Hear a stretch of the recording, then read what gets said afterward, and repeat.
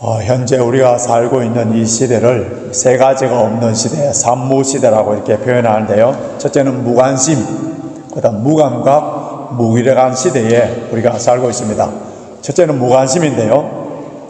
다른 사람들에게 무슨 일이 일어나도 내 자신의 어떤 유익과 직접 상관이 없으면은 아무런 관심이 없어요.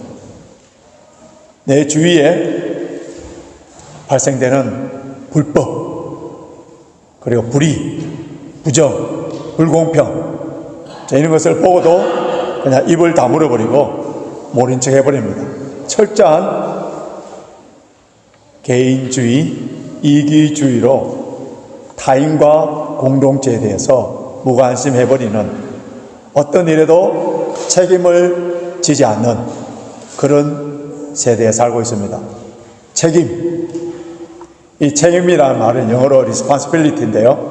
이 말은 responsible이라는 단어와 그리고 ability, 이 두 단어가 합쳐졌는데, 책임이라는 그 말이 문자적인 의미는 반응하는 능력입니다. 반응하는 능력. 근데 이 시대는 진리가 선포되고 복음이 선포된다 하더라도 전혀 무반응하는 그런 시대에 우리가 살고 있습니다. 둘째는 무감각인데요. 무관심에서 무감각으로 발전하게 되는데, 현재 우리가 살고 있는 사회는 우리가 인식하든 느끼지 못하던 포스트 모던 소사이티 속에 살고 있습니다. 이 포스트 모던 소사이티에서 가장 큰 영향을 끼치는 건 무엇이냐 하면은 절대 진리가 없다는 거예요. 절대 진리가 없다고 이게 주장합니다. 그리고 윤리적으로 옳고 그름에 대해서는 감각이 마비되고 상실되어 버린 시대예요. 그래서 어떻게 하느냐면은 I am okay, you are okay, you are okay. 그러니까 나에게 좋은 것이 옳은 것보다 우선시되는, 그래서 이런 시대는 종교다원주의 시대라는데, 어느 종교가 혹은 누구의 신앙이 옳은지 아무도 모르기 때문에, 그래서 모든 종교나 생각을 다 서로 인정을 서로 종교끼리 화해하고 서로 포기하지 말고 전도도 하지 말자, 아주 친절한 불가지론 시대에 우리가 살고 있습니다. 셋째로는 무기력인데요. 나 혼자 양심적으로 깨끗하게 윤리적으로 올바르게 산다고 구조적으로 모순된 이 악의 세상이 어떻게 밝아지겠나? 나 혼자 아름다운 세상을 만들려고 힘써봤자 무슨 효과가 있겠나? 이런 자조적인 생각을 함으로 말미암아 자신의 선한 양심, 진실된 삶, 사회를 좀 더 밝고 아름답게 만들고자 하는 그런 의지를 다 꺾어버리는 거예요. 그래서 군중 속에 나를 던져 넣어서 세상 물결 따라 흘러감으로 말미암아 거룩한 부담을 다 상실해버리는 그런 시대에 우리가 살고 있습니다. 특히 현대 자본주의 사회 속에 우리 현대인들은 이 물질적 소비주의 그리고 육체적인 쾌락에 정신이 빼앗기기 때문에 정신적인 영적인 가치에는 아주 무관심, 무감각, 무기력한데요. 가장 영적인 그리고 가장 절대적인 가치관을 가지고 진리 속에 복음 속에서 영원한 천국의 가치관, 업사이드 다운된 이런 사회에 우리가 세상의 물결과 근설로 올라가야 되는 우리의 신앙인 그리스도인들마저도 이 땅에 물질을 최고 가치로 두고 기복주의적인 그런 복을 받기 위한 수단으로 종교생활을, 신앙생활이 아니라 그는 종교생활을 하는 그런 세대에 우리가 살고 있습니다. 저와 여러분이, 지금 오늘 예배드리는 저와 여러분들이 어떠한지 한번 영적으로 한번 진단해 보십시오. 의욕 상실 증후군에 빠져 있습니까? 아니면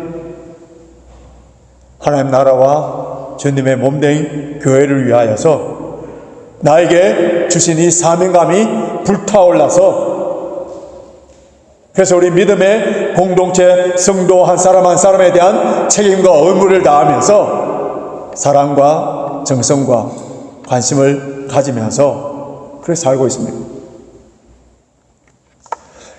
예수님 당시나 오늘 우리가 살고 있는 이 시대에 예수님께서 비유로 말씀하신 것이 오늘 본문의 내용인데요. 자, 어린아이들이 장터에서, 엄마 아버지는 뭐 팔고 뭐 그런다고 어린아이들은 장터에서 그냥 자기들끼리 노는데 무슨 놀이를 하냐면은 잔치놀이, 장례놀이를 하는 거예요.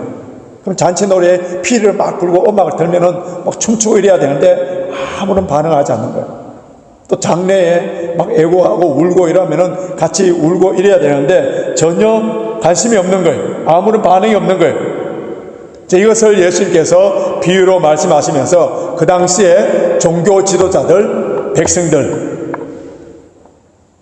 복음에 대해서, 하나님 나라에 대해서, 영적 불감정에 대해서 예수님께서 지적하신 겁니다. 그 당시에 세례 요한이 와서 금식을 하면서 금욕증을 생활하면서 회개와 심판의 메시지를 선포했었어요. 그는 제사장의 아들, 안락한 육신의 삶을 포기하고 광야에서 금식하면서 천국 복음을 전했습니다. 그 시대에 타락한 그 재성을 보고 회개하라, 하나님의 심판의 메시지를 선포하였지만은 이 종교 지도자들, 완악한 백성들은 아무도 애통하며 회개하며 돌아와야 되는데 그러지 않는, 반응이 없는 거예요. 예수님이 오셔서 기쁜 소식, 굿뉴스, 이 복음을, 구원의 메시지를 전했는데 아무런 반응이 없었습니다. 마치 초상집에 가도 울지 않고 잔치집에 가서도 웃지 않고 춤추지 않는 사람들처럼 영적으로 무관심하고 무감각하고 무기력한 그러한 사람들이었어요. 그런데 이런 영적 무감각한 사람들이라 하더라도 한 가지 아주 민감한 반응을 보이고 있는데 그것이 뭔지 아세요? 자신의 죄악에 대해서, 자신의 약점에 대해서 합리화하는 일에는 얼마나 열심인지 뿐만 아니라 다른 사람들을 비난하고 정죄하는 일에는 굉장히 적극적이라는 거예요. 세례 요한이 금욕적인 생활을 하니까 뭐라고 했습니까? 귀신 들렸다.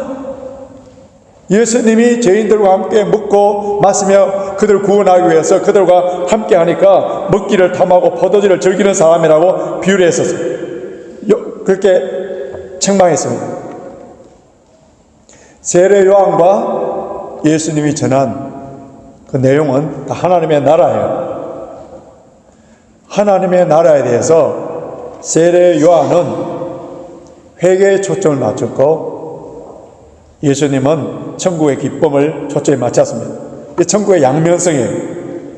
하나님의 백성이 되기 위해서는 먼저 우리 죄를 회개하고 하나님께 돌아와야 돼요.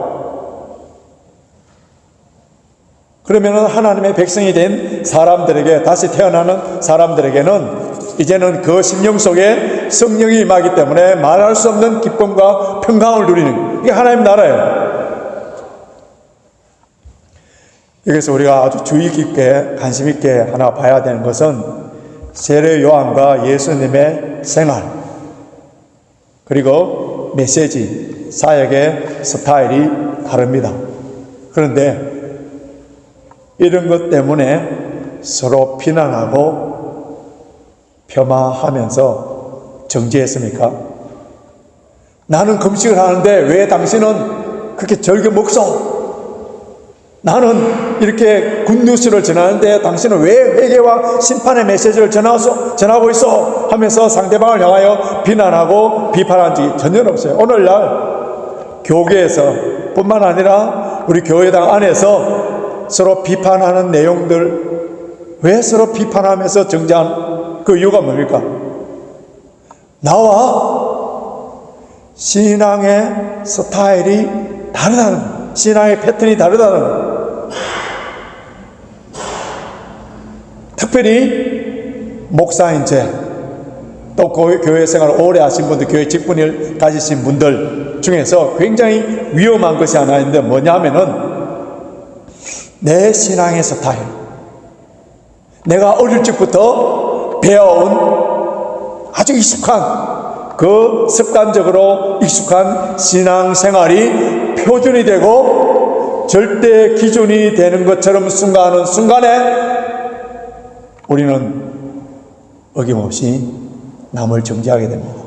뿐만 아니라 다양성 속에 풍성하게 누릴 수 있는 복을 다 차단해버리는 그런 오류를 범할 수가 있어요. 교회 역사를 보면은 나와 다른 신앙의 패턴이라 해서 얼마나 많은 사람을 죽였는지,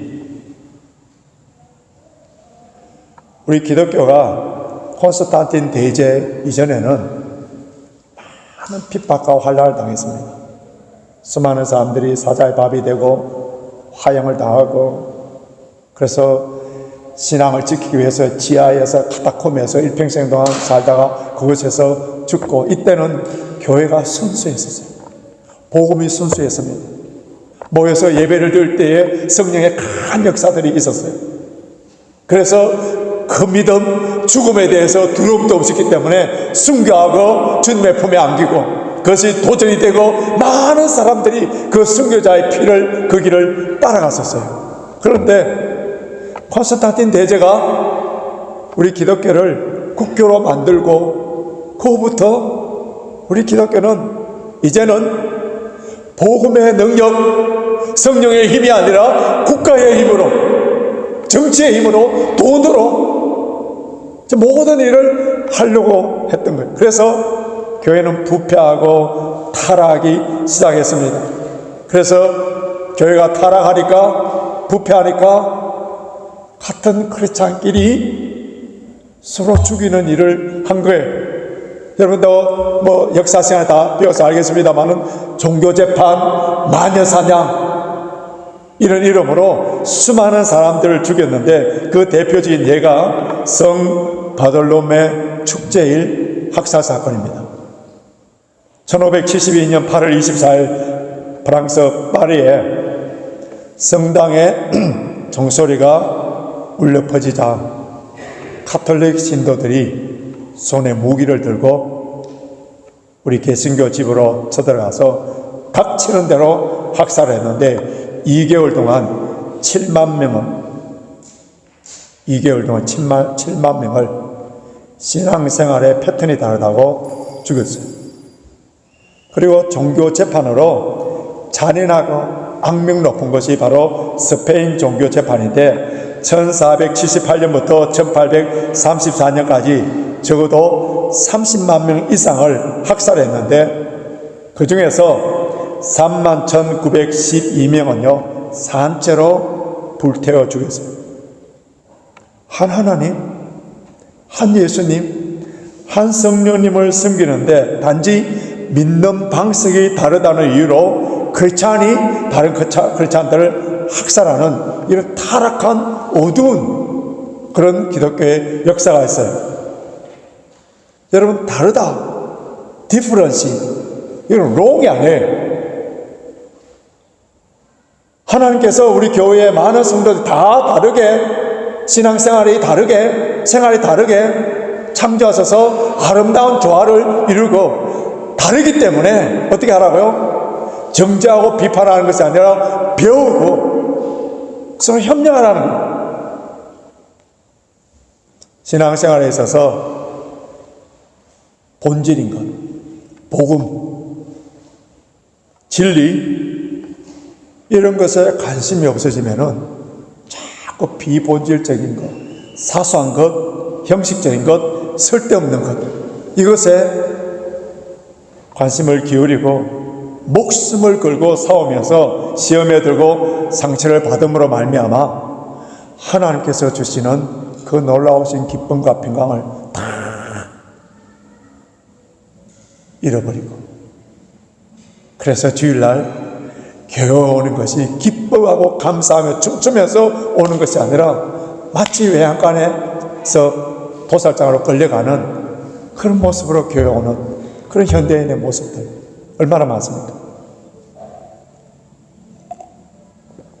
데일 카네기가 근심이 안녕이라는 책에서 근심과 싸워서 이기지 못하는 사업가는 일찍 죽는다. 우리 교회에서도 사업하시는 분이 많이 있지 않습니까? 근심과 싸워서 이기지 못하는 사업가들은 다 일찍 죽는다는 거예요. 그가 병상에 누워있는 많은 환자들 가운데에 거의 절반 이상은 이 염려와 근심 때문에 생긴 신경장애와 정신장애라고 그렇게 주장했습니다. 비판적인 사고로 남을 비판하는 그 사람은요, 부정적인 안경을 끼고 있기 때문에 그래서 세상 만사를 볼 때에 항상 삐딱하게 봅니다. 그러니까 어떻게 됩니까? 소화도 안 되고 다른 사람들에게 다 불편하게 만들어요. 저의 인생에서 달라진 것이 참 많은데 그 중에서 대표적인 것을 하나 꼽으라면은 세상을 보는 안목과 가치관이라 할 수 있어요. 제가 학부 때 철학을 전공을 하게 되는데 대학에 들어가자마자 박정희 대통령이 장기 집권하기 위해서 유신헌법이라는 이상한 법을 만들어서 그래서 저희들은 공부하지 아니하고 그 유신헌법을 철폐하기 위해서 엄청나게 데모했던 그런 학번, 그런 세대.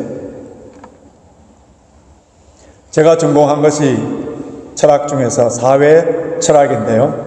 가난한 자, 소외당하는 자, 그리고 착취당하는 노동자 편에 서서 특별히 졸부들, 그리고 금수저를 갖고 태어나서 갑질하는 사람들, 이런 사람들에 대해서 비판하고 사회 정의를 외치고 소위 개똥철학을 하고 있을 그때에 제 위에 호주머니에 항상 약을 갖고 다니는 게 있었어요. 그 약이 무엇인지 아세요? 돈 있는 사람들은 좋은 위장약 겔포스 먹지만은 가난한, 저는 그때 노르모. 이 노르모는요 거의 그 베이킹소다와 같은 겁니다. 그거를 몇 시간마다 먹지 않으면 속이 설어서 속에서 신물이 올라오고 냄새가 나고 밥을 먹지 못할 정도로, 그 정도로 고통스럽고, 그러니까 제 인상이 지금도 뭐 인상이 별로 좋은 편은 아닙니다만 늘 인상을 찡그리고 다니고, 그 당시에 저와 비슷한 연령에 있는 사람들 잘 알겠습니다만은 제가 그 당시에 가장 즐겨 불렀던 보험송, 불평불만과 환멸 가득 차 이 세상에 너는 목숨이, 하여튼 그런 것만 골라가고 불평불만 환멸 가득 참 이 세상에 너는 무엇을 위해 사는가, 이러니까 무슨 기쁨이 있겠어요? 무슨 감사가 있겠어요? 그러다 대학을 졸업하고 세상에 나와서 돈을 좀 벌고, 그래서 학비를 마련하여서 신학교를 갈 수 있는 그런 좋은 직장 관계들이 있었습니다만 과감하게 신학교로 바로 갔었어요.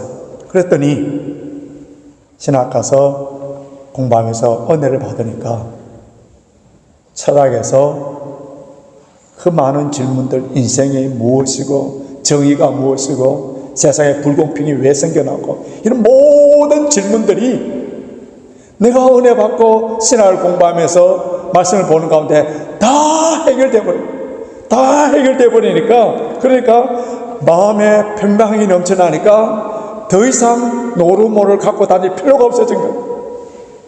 요즘은 없어서 못 먹지, 뭐든지 은혜가 넘치니까 소화도 잘 되고 그래. 여러분 잠언 17장 22절 오늘 본문 앞에 화면 한번 보십시오. 잠언 17장 22절. 오늘 설교 다 뭐 기억 안 난다, 이 구절 하나만 암송해 간다 하더라도 여러분 큰 거 얻어갑니다. 잠언 17장 22절 같이 있습니다. 시작. 마음의 즐거움은 양약이라도 심령의 근심은 뼈를 마르게 하느니라. 마음의 즐거움, 가장 좋은 보약이라는 거예요. 가장 좋은 보약. 마음의 근심, 우리의 육체, 영혼 치명적으로 만드는 그런 독이라는 거예요. 예수님 당시에 종교 지도자들은 세례 요한이 금욕생활을 하니까 귀신 들렸다 이렇게 비난하고, 예수님이 죄인들과 먹고 마시니까 먹기를 탐하고 포도주를 즐기는 자라 비난했습니다. 비판의 안경을 끼고 세상을 보니까 어떻게 했습니까? 다 틀렸다는 거예요. 다 틀렸다.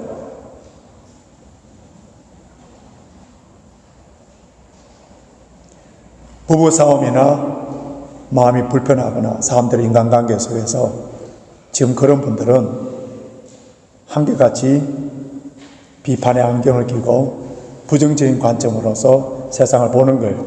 그런데 이것이 여러분 그냥 나의 어떤 사고방식, 가치관이 아니라 치명적인 교만이에요. 죽음에 이르는 병이라 할 수 있습니다. 교만인데요. 그런데 나도 틀릴 수가 있다. 나도 틀릴 수가 있다. 요 사실 하나만이라도 내 삶에, 내 생각에 적용하면요, 부부의 관계, 가족의 관계, 인간관계에 있어서 마음의 kü선, 충분한 여유가 생기고 좋은 관계를 유지할 수 있는 거예요. 유대인들이, 우리 한국처럼 유대인들도 자녀 교육이 굉장히 강하지 않습니까? 자녀들이 큰 꿈을 꾸도록 가르쳐 줄 때에 이 다윗이 골리앗과 싸운 그 이야기를 절교해 준다는 거예요. 자, 사울과 함께 했던 그 군사들은 골리앗이 너무 커서 죽일 수 없다는 거예요. Too big to kill. 그러니까 어떻습니까? 아무도 골리앗과 싸우지 않은 벌벌벌벌 떨고 있었던 거예요. 그런데 다윗은 골리앗을 보는 순간에 너무 커서 물맷돌이 빗나갈 수 없고 too big to miss. 그래서 담대하게 나가서 물맷돌 나가서 싸워서 이겼다. 자, 똑같은 골리앗을 봤는데 보는 그 차이에 따라서 완전히 다른 거예요. 10명의 정탐꾼이 가나안 땅에 들어갔을 때에 그들의 시야는, 그들의 안경은 부정적인, 네거티브적인 그런 안경을 끼니까 우리는 다 메뚜기다, 죽었다 그렇게 선포해버리는 거예요. 그러니까 이 부정적인 생각의 악담은 확 다 퍼지는 거예요. 빨리 퍼지는 거예요. 자신만이 아니라 모든 사람들을 다 어렵게 만들어버려요. 그런데 여호수아와 갈렙은 하나님의 약속의 말씀을 붙잡고 그들은 우리의 밥이다 하면서 믿음으로 선포했습니다. 여러분, 누가 가나안 땅에 들어가게 됩니까? 그 부정적으로 선포했던 사람들은 다 그 자리에 죽고 여호수아와 갈렙만, 그리고 20세 이하의 사람들만 들어갔었어요. 펜실베니아 대학 심리학 교수인 길선 교수님이 슬픈 인간의 불행은 습관의 문제다. 잘 들어보십시오. 슬픈 인간의 불행은 습관의 문제다라는 제목으로 논문 발표했는데, 그는 임상 실험을 통하여서 그것을 얻은 결과예요. 사람들에게 이런 상자에다가 두 구멍을 내어서 그 두 구멍을 쳐다보도록 만들었습니다. 안에 들여다보도록 했습니다. 그 안에는 오른쪽 눈에는 오른쪽 그림을 보고 왼쪽 눈에 왼쪽 그림을 보도록 해놓았어요. 그런데 그 안에 그림은, 한 그림은 사람이 활짝 웃는 그림이고 하나는 울고 있는 그림이에요. 그런데 어떤 사람은 아주 특이하게 슬픈 얼굴 그 그림만 보더라는 거예요. 그래서 이것을 인식의 차단이라고 불렀습니다. 인식의 차단. 그의 연구에 의하자면은 자기 자신과 세상을 보는 태도가 어느 쪽 그림에 눈이 들어오는지 결정짓는다. 그러니까 세상을 부정적으로 보는 사람 눈에는 그 슬픈 그림만 보인다는 거예요. 그런데 세상을 긍정적으로 밝게 보는 사람은 그 웃는 얼굴만 보인다는 거예요. 그렇기 때문에 세상을 보는 습관에 따라서 행복과 불행이 결정된다. 그렇게 논문을 발표했었어요. 우리 그리스도인의 삶이 어떤 삶이어야 됩니까? 항상 기뻐하고 범사에 감사하는 것이 하나님의 뜻이지 않습니까? 그런데 고린도전서 2장 12절 보면은 성령께서 하시는 사역이 나오는데, 여러분 성령이 하시는 사역 막 방언하고 막 이런 것도 성령의 사역입니다만은, 그러나 성령의 사역에 있어서 굉장히 중요한 것이 나오는데 뭐냐면은 하나님께서 우리에게 은혜를 베푸신 것을 깨달아 알도록 한다는 거예요. 그럼 내가 성령 충만하게 되면은 어떤 일이 일어난다고요? 하나님께서 나에게 베풀어 주신 그 놀라우신 은혜, 그 놀라우신 은혜를 깨달아서 어떻게 한다고요? 감사하게 된다는 거예요. 여러분 성령 충만하게 되면은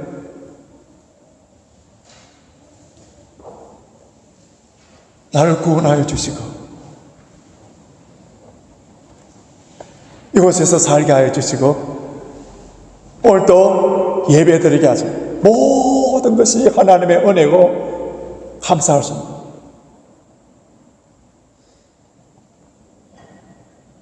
없는 것 때문에 불평불만하는 것이 아니라 이미 주신 은혜에 감사하며 찬양합니다. 여러분 한 10년 전에, 한 20년 전만 되돌아가더라고요. 제가 처음 유학 나올 때 모바일폰이 어디 있었습니까? 우리는 어떻게 보면은 모든 것을 다 누리고 있는 사람.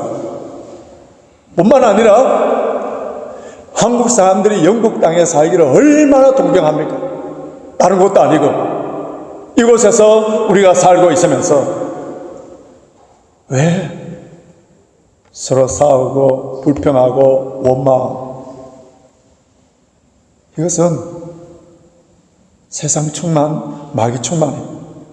성령 충만한 사람은 시와 찬미와 노래와 범사에 우리 주 예수 그리스도의 이름으로 항상 아버지 하나님께 감사하며 이 세상에서 천국의 기쁨을 누리면서 사는 자가 있습니다.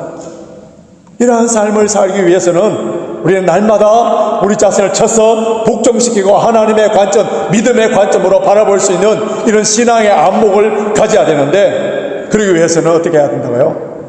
성령의 인도하심을 받아야 됩니다. 성령의 인도하심을 받아야 됩니다. 원죄로 타락된, 아담의 원죄로 타락된 우리들은 조금만 신앙생활에 느슨하고 훈련되지 아니하고 해해지면은 바로 그 본성, 악한 본성으로 돌아가고자 하는 그런 가능성과 경향성이 있다. 그래서 늘 제가 설교 시간에 강조했습니다마는 별 수 없는 인간이 되어버리는 그런 모습들을 보지 않습니까? 어떤 염전을 하시는 바닷물로 통해서 소금을 만드는 그 사업을 하시는 어떤 장로님의 간증을 읽어본 적이 있는데요. 어느 날 일을 하시다가 그 소금이 된 가마니 그 물에, 바닷물에 빠뜨려 버렸다. 그래서 이제 그걸 해서 건져냈는데 그 순간에 굉장히 많이 녹아버리더라는 거예요. 깜짝 놀란 거예요. 아니 이 소금이 물에는 잘 녹는 건 알지만, 그런데 김치를 담기 위해서, 배추를 절이기 위해서 이렇게 물에 했을 때는 한참 저어놓고 이래야 다 녹는데 어떻게 이렇게 빨리 녹지 했는데, 나중에 깨달은 것은 이 담수, 여기는 소금이 잘 안 녹지만은 이 소금이 바다에서 나왔기 때문에 바닷물을 만나면은 바로 녹아버리더라고요. 바로 녹아버려요. 그 장로님이 여기서 아주 귀한 교훈을 깨닫게 됩니다. 우리는 세상에 불러내어서 하나님의 자녀가 되었지만은 모두 아담의 후손의 재성을 가진 사람이기 때문에, 그래서 우리가 구별되고 거룩한 삶을 살지 아니하고 세상과 섞이는 순간 예전의 모습으로 쉽게 돌아가 버립니다. 그렇기 때문에 우리는 어떻게 한다고요? 날마다 쳐서 복종시키며 주님 안에서 구별된 자로서 말씀과 기도로 훈련을 쌓지 아니하면은 세상과 똑같은 존재로 되어버린다는. 그러니까 오늘날 기독교인들이 세상과 똑같은 것이 아니라 세상보다 더 못한 사람들이 예의와 상식도 안 통하는 정도의 수준이 되니까 맛이 소금이 맛을 잃어버리니까 사람들이 짓밟히는 것처럼 모든 한국의 매스컴들이 우리 기독교인들을 아주 이상한 사람처럼 그렇게 치부하고 영화를 만들 때에 히트치기 위해서 꼭 우리 기독교를 비판해서 이상한 그런 성도를 하나 넣어서 영화에 아무리 주제도 연결도 안 되는데 꼭 한두 개를 넣어갖고 그래야 세상 사람들이 웃고 즐기기 때문에 그런 초름거리가 되고, 우리 주님께서 십자가에 못 박혀 돌아가시고 우리를 구원하여 주신 영광스러운 주의 복음을 전하면서 주의 몸된 교회를 든든하게 세워나가야 될 우리들이 이렇게 세상에서 초롱당하고 영적 자존심을 다 잃어버리고, 그러나 성도들은 우리 교회에 한 명도 없기를 주님의 이름으로 축원합니다. 여러분, 이 세대에 정직하고 진실하게 살고 하나님의 말씀대로 순종하면서 살고 예수님의 성품을 닮아서 세상 사람처럼 약삭빠르게 살지 않고 순결하고 거룩하게 살면 다 바보 취급 당합니다. 항상 비판받는 그런 세대에 살고 있습니다.